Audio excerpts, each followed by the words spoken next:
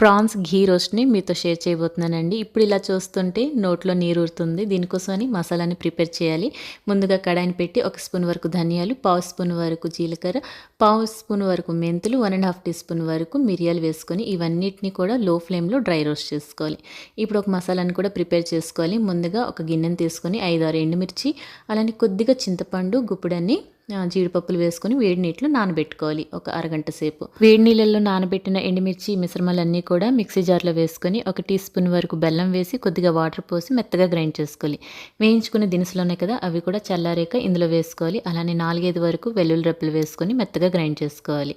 ఇవన్నీ ఇలా గ్రైండ్ చేసి పెట్టుకున్న ఈ మసాలాని పక్కన పెట్టుకోవాలి. స్టవ్ పైన కడాయిని పెట్టి 2, 3 స్పూన్ల వరకు ఆయిల్ వేసుకోవాలండి. ఇందులో 1/2 కిలో రొయ్యల్ని శుభ్రం చేసి వేసుకోవాలి. అలానే రుచికి సరిపడా సాల్ట్, పావు టీ స్పూన్ వరకు పసుపు వేసి ఇలా వాటరీగా ఉండేటప్పుడే స్టవ్ కట్టేసి ఒక ప్లేట్లో వేసుకొని పక్కన పెట్టేసుకోవాలి. ఇప్పుడు అదే కడాయిలో 2 స్పూన్ల వరకు నేతిని యాడ్ చేసుకోవాలి. కొద్దిగా కరివేపాకు వేసుకొని మనం ప్రిపేర్ చేసుకున్న మసాలా ఉంది కదా, మసాలా పేస్ట్ అంతటినీ కూడా ఇందులో యాడ్ చేసుకోవాలి. ఈ పేస్ట్ అంతటినీ కూడా మనం లో ఫ్లేమ్లో కలుపుతూ ఫ్రై చేసుకుంటే నాన్ స్టిక్కీగా అవుతుందండి. ఈ విధంగా చక్కగా ఫ్రై అవుతుంది. ఇప్పుడు ఇందులో మనం ముందుగా కాస్త వేయించి పెట్టుకున్న రొయ్యలను కూడా వాటర్తో పాటు యాడ్ చేసుకోవాలి. ఇప్పుడు మూత పెట్టి లో ఫ్లేమ్లో చక్కగా మగ్గించుకున్నారంటే ఈ విధంగా నెయ్యి అంతా కూడా బయటికి తేలి చక్కగా మనకి రొయ్యలు వేపుడైతే రెడీ అయిపోతుంది. చివరిగా గుప్పెడంతా కొత్తిమీరని కట్ చేసి వేసుకున్నారంటే వేడి వేడి ప్రాన్స్ ఘీ రోస్ట్ అయితే రెడీ అయిపోతుంది. ఇది బగారా రైస్లోకి అయితే ఇంకా బాగుంటుంది.